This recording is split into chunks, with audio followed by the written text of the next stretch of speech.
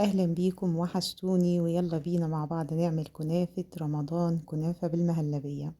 هنعمل أول حاجة الشربات. معايا كوبايتين سكر ومعايا كوباية وربع مية، وحطيت عليهم معلقة عسل جلوكوز وكمان ليمونة ونقطتين فانيليا.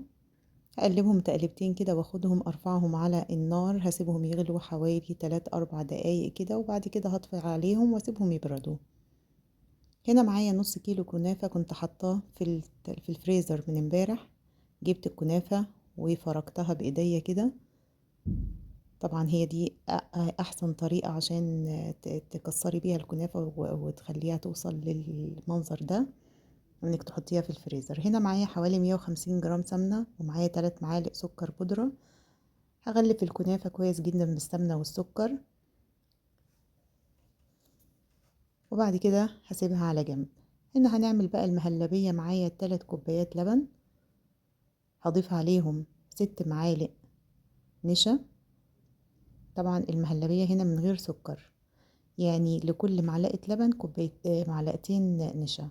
وكمان ضفت معلقة دقيق. هقلب الكلام ده كله مع بعض واخده وارفعه على البوتاجاز. هنا هنزل الشربات، خلاص كده بقى جاهز.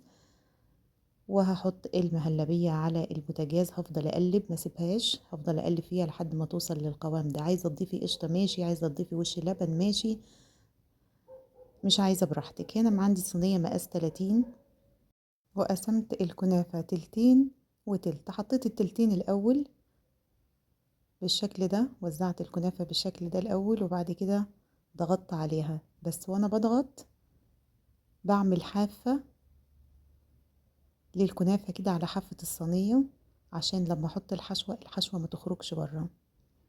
انا عملت حافة كده زي ما انتوا شايفين بالشكل ده، وبعد كده هضيف الحشوة بتاعتي. هسيبها بقى حوالي 10 دقايق ولا ربع ساعة لحد ما تبرد كده وتفصل وتعمل طبقة. حطيت صباعي اهو، ما فيش اي حاجة لزقت في صباعي، فهي كده تمام. فهنزل بباقي الكنافة.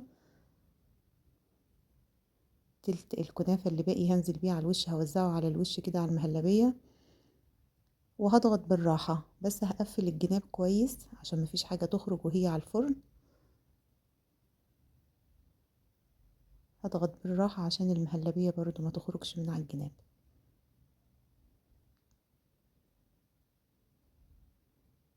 انا ممكن ادخلها الفرن كده، بس انا حبيت اضيف كمان سمنة على الوش عشان تاخد لون ذهبي كويس. وانا طبعا بسخن الفرن على درجة حرارة 200. حطيتها على الفرن، وبعد كده لما فصلت من على الجناب شغلت الشواية، خدت الوش الجميل ده. وعندنا الشربات كده بقى يعني بارد او دافي زي دمعة العين كده. هسقيها بالشربات كويس. هو الشربات تقل، وكان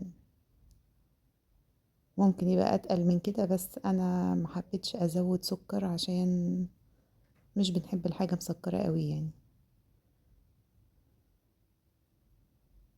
سقيت من على اطراف الاول، وبعد كده من على الجناب، قصدي من النص. وهي كده بقت جاهزة. جربوها وقولوا لي رأيكم.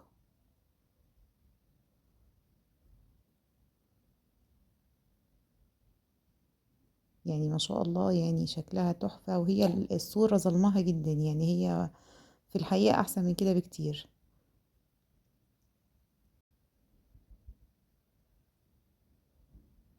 طعمها حلو جدا جدا على فكرة، وشكلها في الحقيقة احسن من كده، التصوير ظالمها شوية. جربوها بنفس الطريقة وقولوا لي رأيكم.